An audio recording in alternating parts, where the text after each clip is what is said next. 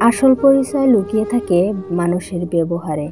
আজকাল চারপাশে এমন অনেক মানুষ দেখি যাদের হয়তো অর্থ কম, ডিগ্রিও বেশি নয়, কিন্তু তাদের ব্যবহার অত্যাধিক ভালো। তাদের পাশে বসলে এমনিতে মনটা ভালো হয়ে যায়।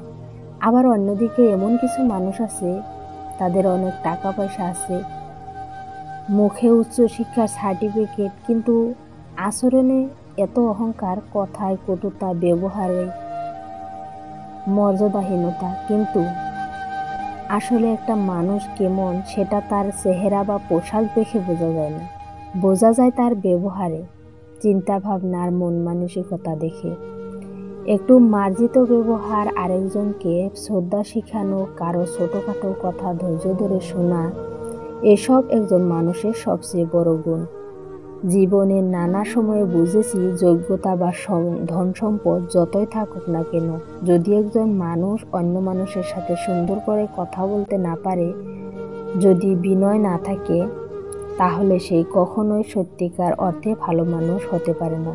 এই পৃথিবীতে এমন অনেক কিছুই আছে যেটা টাকা দিয়ে কেনা যায় না। ভদ্রতা, সৌজন্য, ভালো ব্যবহার, শ্রদ্ধাবোধ, সহানুভূতি, এগুলো আসে মানুষ হিসেবে বড় হওয়ার শিক্ষা থেকে।